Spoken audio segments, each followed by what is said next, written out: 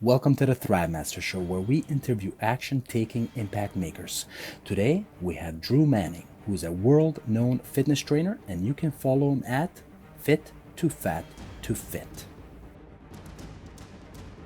Thank you for having me. It's a pleasure to be here. Wonderful.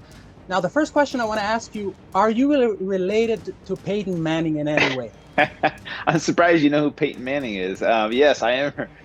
No, sorry, I'm not related to Peyton Manning, but I always joke that he's my cousin, because we have the same last name, but we don't look the same. Yes, I think people can tell. that's right.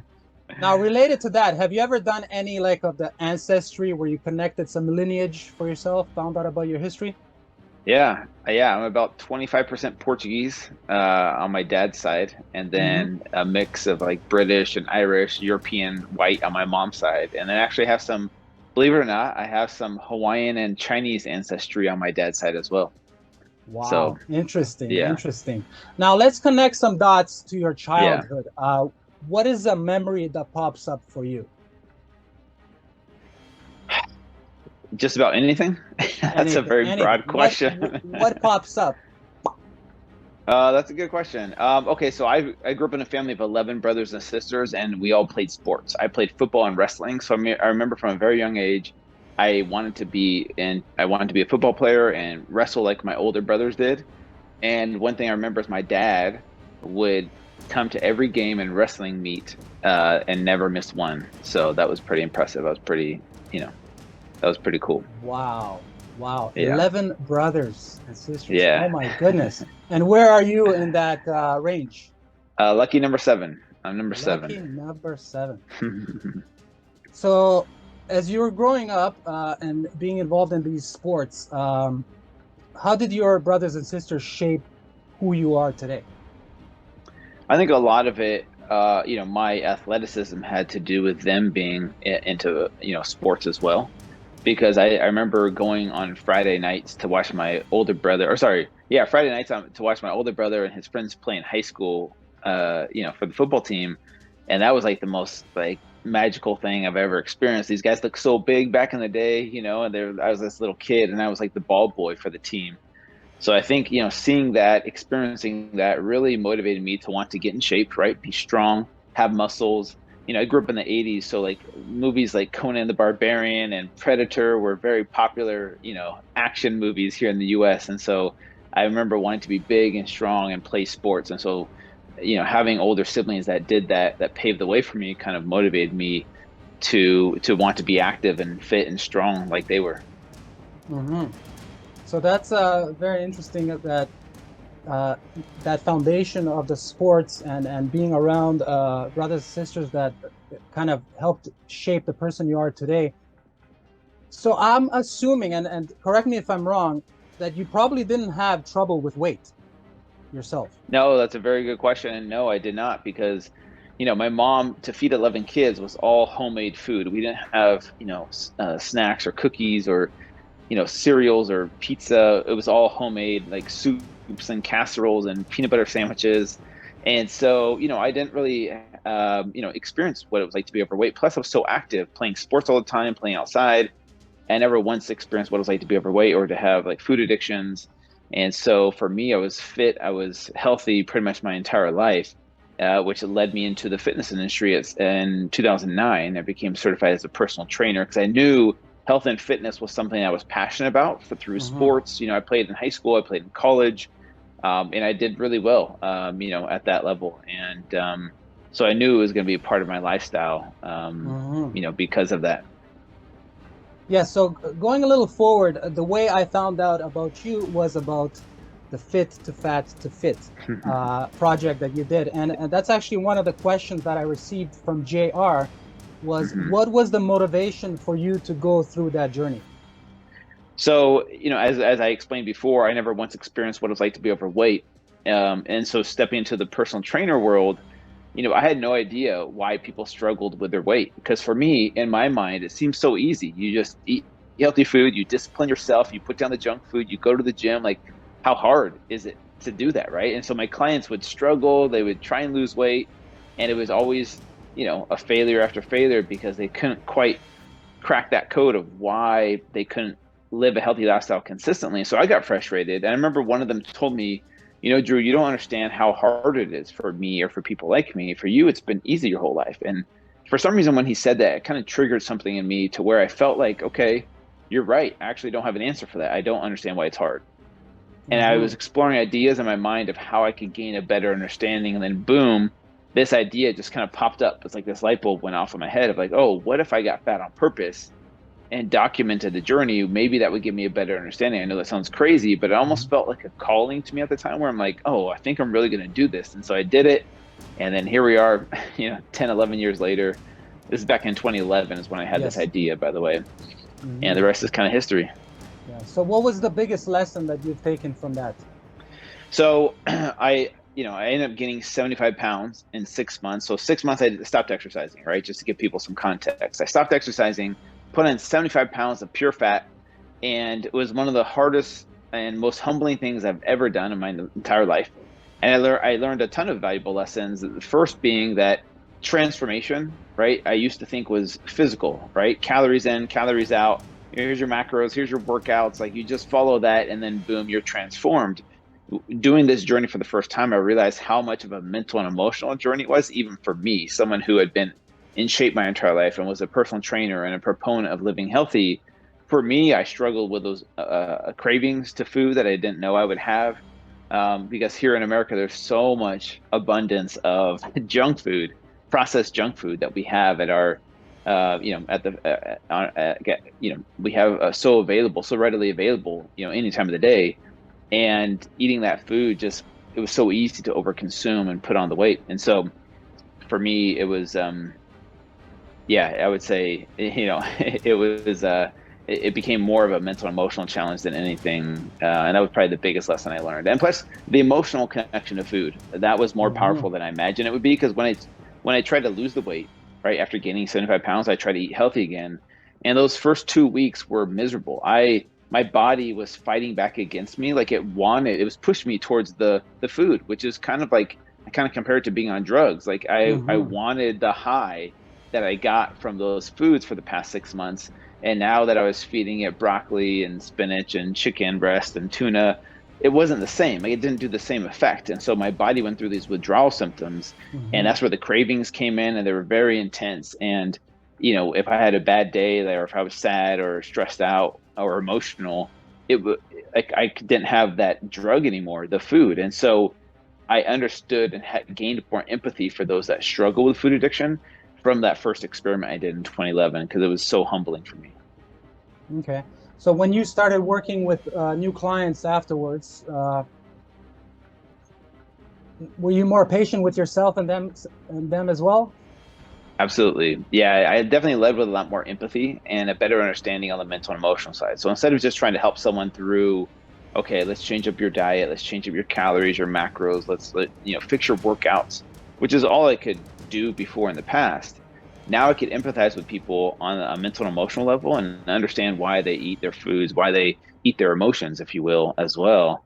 And there's a quote that I love by Teddy Roosevelt, the president of the United States. He said, "No one cares how much you know until they know how much you care." And that's so true for me in the fitness industry with coaches and trainers and doctors or whoever. These people that have all this knowledge, that have all these certifications. That's awesome. That's great. But none of that helps a person if they don't feel like they can connect with you or don't feel like you care about them on an emotional level. And that's where empathy comes in. And that's kind of what Fit to Fat to Fit represents, is empathy for people who struggle. And I think when people feel understood and they feel safe and they feel heard, they're more willing to listen to their trainer or their coach if they feel like there's that connection on an emotional level. And that's kind of where Fit to Fat to Fit really opened up my eyes to just how wrong the fitness industry is in their approach, because fitness industry can be kind of toxic, where it just body shames people into like, hey, no excuses, just discipline yourself, just have more willpower and stop being lazy, and shaming people for not being able to do what comes easy for a few people. And that's where Fit to Fat to Fit, my brand and me, ever since that first experiment, I've totally shifted gears and focused way more on the mental and emotional side. So now people come to you for help in different ways. Is there somebody that stands out that has helped you move forward in life? Oh man, yes, in so many ways. So I've been through. I was married for 10 years, and this was all during my fit journey. And then a few years later, I went through a divorce. I left my religion that I was born into at the age of like 34, 35, and I've had my rock bottom moments. I wouldn't say there's someone in the fitness industry that's like, pushed me harder to get a six pack or get more in shape or, nothing like that. I've learned from lots of people, but when it comes to personal development and learning how to love myself as a human, I didn't learn that until I started going to therapy. And my first a real experience with that was through a life coach actually. And her name's Catherine Dixon. She's in Salt Lake City, Utah. I've sent her hundreds of people because she changed my life in so many ways. She's helped me through a lot of my emotional challenges, which have in turn actually opened up my eyes even more to why people struggle to live a healthy lifestyle. I think a lot of people, they don't necessarily struggle with a lack of knowledge about, how to eat healthy and how to exercise and all of that stuff. That stuff is available any time of the day. You just Google it, how to do this diet, how to do that diet, how to work out. Like you can find all that information for free online. What people struggle with is understanding themselves and why they do what they do. And sometimes we don't like to face our inner demons. Sometimes we just try and willpower our way to a new healthy lifestyle. We try and think we were David Goggins and we could just like will our body to do what we want it to do. But we know that after a few short weeks of like, trying to diet and eat healthy and exercise, a lot of people give up because it's very uncomfortable. It's very hard and they can't quite figure it out. I think a lot of it has to do with the psychological aspect of transformation. And, people tend to eat their emotions. We tend to run away from uncomfortable feelings. And some people use food as a drug to numb or distract themselves from dealing with those inner uncomfortable emotions that we deal with in life. And this is why I have so much empathy for people that struggle with transformation, because I feel like, a lot of it stems from childhood trauma or, abuse maybe, or, some serious issues that have scarred them and that have created these thought patterns, these loops that they get stuck in year after year and decade after decade, where they just turn to food or drugs or alcohol or an unhealthy lifestyle because it temporarily feels good. Like, I'll be honest with you, eating ice cream or having a glass of wine when you're dealing with some heavy relationship stuff with your kids or your finances or your spouse, it's so much easier to turn towards something like that versus eating chicken and broccoli, which doesn't do the same thing chemically in your brain as say like a brownie or some pizza would do. Okay. So what I'm hearing from you is that originally the drive for you was to be within the passion of the physical fitness industry, but now you're helping people to get to the root of their driving motivations, and you found out that a lot of it has to stem from the childhood. Yeah, I think for most people, a lot of our, psychological patterns that we get stuck in have been developed since we were kids. And some people, like I said, some people, their drug of choice is food. And food is probably the most accessible drug because it's legal, right? You don't have to go Mm-hmm. out on the streets and try and find some sugary cereal or sugary soda. You can DoorDash that to your door. There's restaurants and fast food places and grocery stores and gas stations and access to unlimited amounts of delicious processed junk food that does temporarily make you feel good. You release dopamine in the brain. Dopamine is our pleasure center and it lets us know that like, oh, this feels good. Let's do more of that. And it distracts us from, maybe you're dealing with some stressful times at work or like I said, finances or relationship issues, or your kids are driving you crazy or whatever it is. And it triggers you to, reach for a substance that temporarily distracts you from that emotional pain you're experiencing. And you do that day after day, month after month, year after year for decades. It's no wonder people have such a tough time trying to stay consistent. I would compare it to someone that's addicted to drugs. We all know that, drug addiction is real. And, Mm-hmm. it's a similar mechanism when we reach for food. We're doing the same thing chemically in our brains as certain drugs would do, in a sense where we're looking for an escape. This episode is brought to you by Thrive Masters, a league of men, where we compete, cooperate, and connect with those who want to grow and live up to their full potential. Check out our weekly meeting at thrivemasters.com.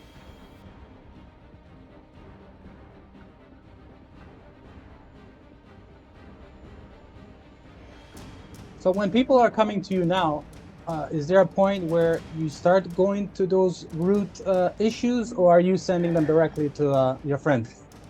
That's a good question. Yeah, I'm not qualified as a therapist or, Yeah. psychologist to do something like these other people can do, but I can take the tools that I've learned and Hmm. apply it into the fitness world where it's like, okay, creating a safe environment where they're willing to talk to me about maybe some issues, but I'm not, like I said, I'm not a therapist, but I Hmm. try and help them connect the dots. Like, okay, if you're aware of your abandonment issues, or if you're aware of what your triggers are, maybe there's some things like meditation, journaling, gratitude journaling, Hmm. positive affirmations, getting out in nature, breath work, these types of things that have nothing to do with losing weight, but have been shown to be very effective at helping people become more self-aware, more present.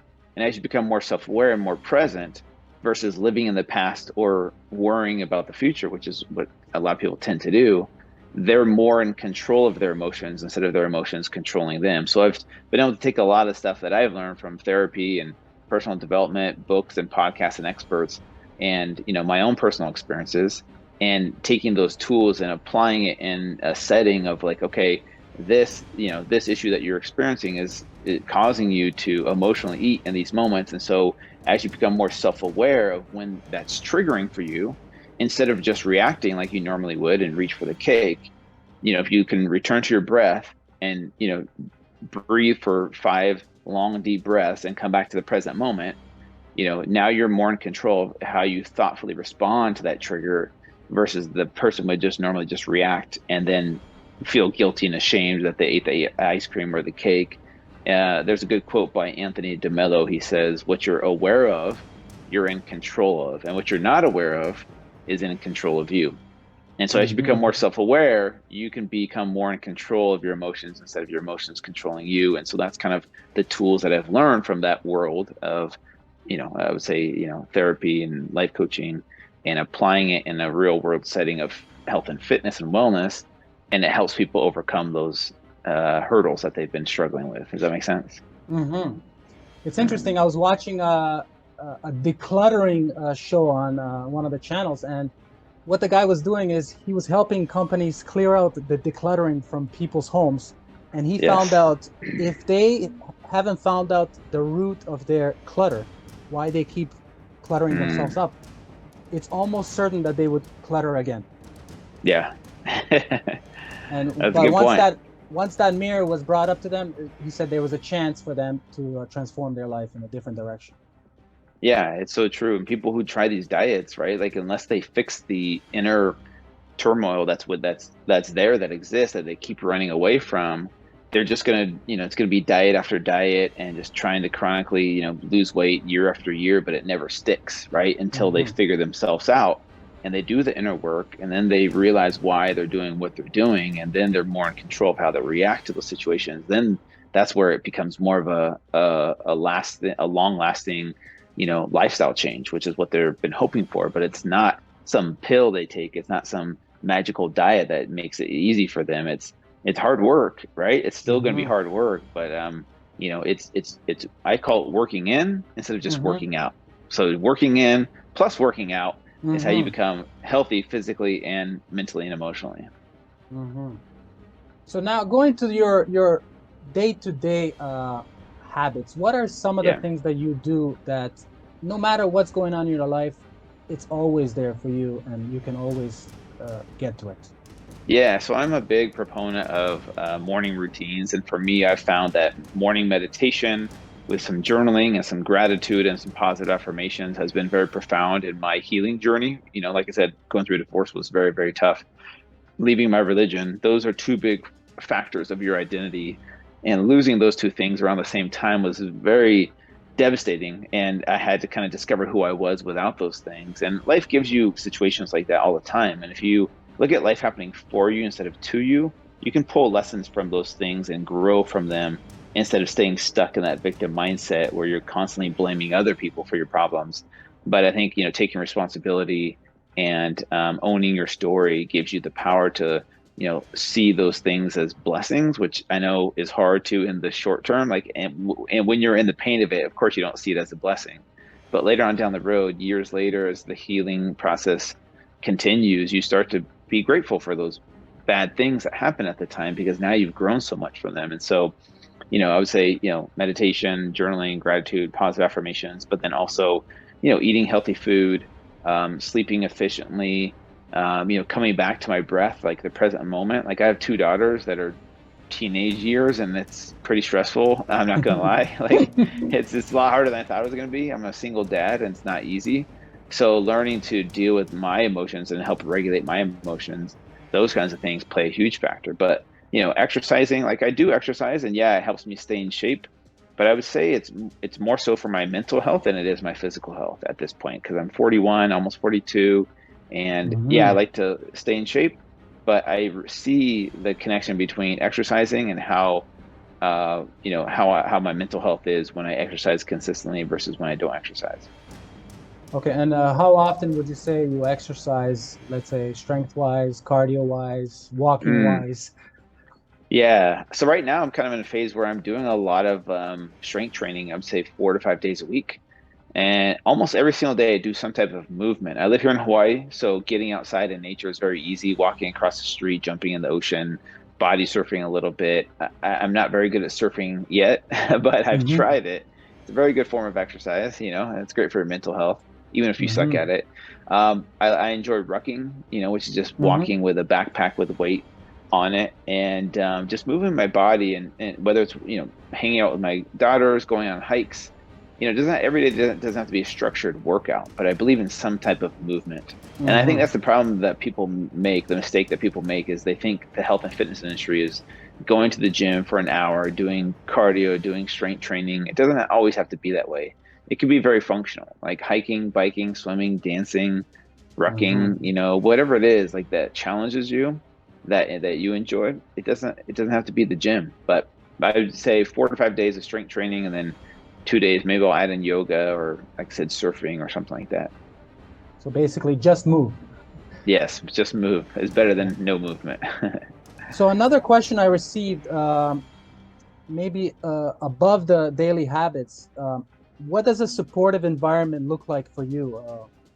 Is there other people that are helping you out? Is there things that you have set up yourself as far as environment Yeah, wise? that's a good question. I think there's some people that really thrive in a group environment, and I think people that struggle with living a healthy lifestyle consistently definitely need that support system and need some type of accountability. I'm the type of person that can discipline myself to go to the gym, even if no one's going with me or like no one's watching me. But just that's just because I've been doing it for so long. Mm-hmm. I would say the majority of people need some type of support system. So a spouse, a loved one, a family member, a friend, an online community of some type to motivate you, to inspire you, to like, let you know that you're worth it and give you some empathy, but then also like push you and give you a kick in the butt every once in a while, like to remind you that you can do hard things. I think people need that. And nowadays with social media, there's online communities, there's Facebook groups, there's all kinds of ways. I do a lot of virtual coaching with people, and just keeping people accountable. People need that in their life. And I would say for me, I'm okay with going to the gym by myself, but I do like to go hiking with friends. Or sometimes I'll meet up for a workout every once in a while, and or just meet up to go surf. And I think that's really important, because I think above diet and exercise, a lot of people don't realize this. The studies show the people that live the longest aren't necessarily the people that, are healthy and fit. It's the people that have the strongest relationships in their life, loving relationships. And so I think that's very important. Community, love, being a part of something bigger than you is really important. Mm-hmm. So one of the last questions I'm going to ask you is going back and getting to your success. Was there a dream, or was it just a direction based on you being active? And this is also related. What's the dream going forward from here, or Gotcha. Good direction? question. So I didn't really have a dream of what I predicted this would look like. When I did this back in 2011, I had no idea it would go viral. I didn't have any marketing strategy or any media connections. It just kind of went viral, where it landed me on a bunch of TV shows, got a book deal, got a TV show deal. All these things happened that were not like part of my dream. I just kind of, went about it thinking, oh, maybe something will come out of this, just not sure what. And so now where I'm at today, like the fast forward, let's see, 2011, 10, 11 years later, here we are where I'm like navigating the ship where I didn't know I would be doing this for the rest of my life or, for the foreseeable future. And, I built a strong brand and it's always evolving. It's always growing. Like the things that I'm talking about today in this episode, I probably wouldn't have been able to be qualified to talk about 5, 6 years ago. So what I've learned is as I work on myself and as I grow myself, my business grows because I can add in more knowledge and more expertise, more experience over the years because I'm constantly doing the work on myself, the inner work, the outer work, learning, as much as I can, about not just the physical fitness realm, but also in other areas of life that kind of have these correlations between the physical, the mental, the emotional, and even the spiritual, and all these parallels. And just seeing these patterns and these ideas and implementing them into a physical fitness, industry so that people could digest it. Is kind of where my business is at nowadays. And I've been doing a lot of, creating some new ideas for 2023 and some things that I want to launch in 2023 that I'm really excited about. One of those things is called the Conscious Fitness Challenge. And it's basically taking all these things that I've been talking about, helping people overcome their mental and emotional hurdles, but also sprinkle on some physical fitness in there because the people want to do that, right? In order to become physically healthy, you do have to exercise and eat healthy food and sleep well. And so, but also sprinkling in the mental and emotional hurdles so people can become more self-aware. And that's what the Conscious Fitness Challenge is all about. So that's kind of been implemented into my brand as well. Well, Drew, thank you very much for your time, the impact Thanks for having me on. made, and where can people follow this? This episode is brought to you by Thrive. Yeah, it's super Masters, simple. Just at fit, FIT, number 2, fat, FAT, number 2, fit, FIT. So fit to fat to fit. It's all my social media handles, my website, my podcast, and my book. Drew, thank you very much, man. Appreciate it. Thanks for having me on. Great.